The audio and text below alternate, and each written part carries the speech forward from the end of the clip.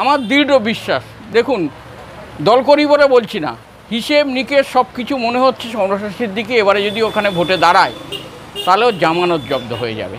ভাঙড় বিধানসভা থেকে আইএসএফ, আমি একটা কথা বলি, সেদিন কথা হবে, ও আগে প্রার্থীটা হোক ওখানে, আর যদি প্রার্থী হয় 1 লক্ষ পড়বো না, ও জামানত জব্দ হবে, এটা আমার কথা দিল, মিলে নেবেন আমার কথা ভোটের পরে। সরকারটা পুরোপুরি ঠিক বলেনি, ঠিকই বলেছে কিন্তু ঠিক বলেনি, ওটা আমি হবে না, ওটা হবে তৃণমূল কংগ্রেস।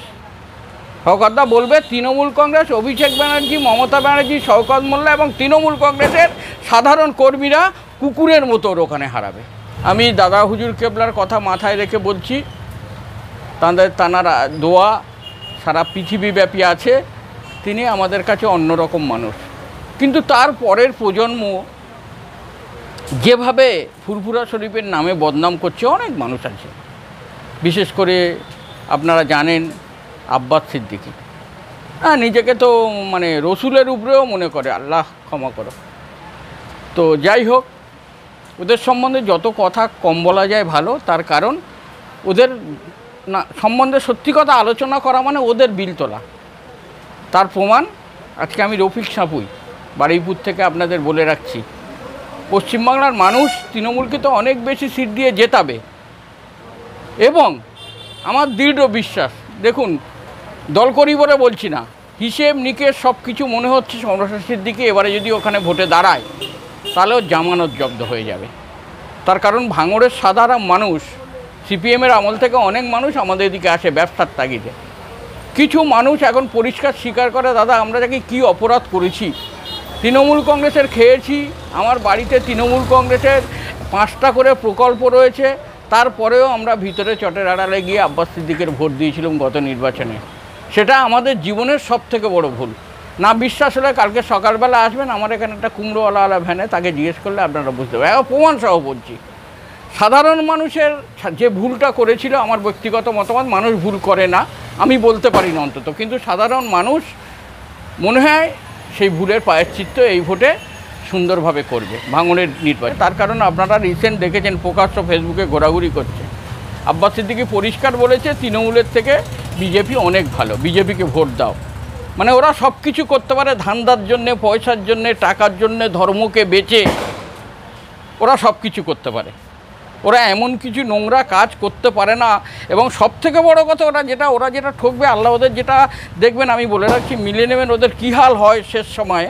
তার কারণ পশ্চিমবাংলার সমস্ত মুসলমানদের নিয়েও খেলা করার চেষ্টা করছে, মুসলমান সমাজটাকে ছোট করে দিচ্ছে।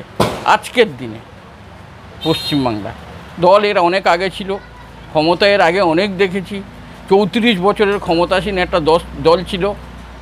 আজ থেকে 15 বছর আগে আপনারা বুকে হাত দিয়ে বলুন তো, বাড়ি থেকে বেরিয়ে একটা রাস্তা পেতেন তাতে পা দেওয়ার জন্যে, কাঁচা রাস্তায় দিয়ে উঠে আসতে হতো। সিপিএমরা কোনো কাজ করিনি, একদম কোনো কাজ করিনি, শুধু মিথ্যে কথা ধান্দা করেছে, মিথ্যে কথা বলেছে, মানুষের সঙ্গে মানুষের ঝগড়া দেওয়া দিয়েছে। আর প্রতিদিন আজকে বলে তৃণমূলে অত্যাচার করে, সিপিএমের অত্যাচার তারা দেখেছে, যার 50 বছর 60 বছর বয়স, তারা সিপিএমের অত্যাচার দেখেছে। বুকে হাত দিয়ে বলুক তো, কুকুর ছাগলের মতো ব্যবহার করতো কংগ্রেস বা তৃণমূলদের সঙ্গে, ছোট লোক, ভ্যানওয়ালা, রিক্সাওয়ালারা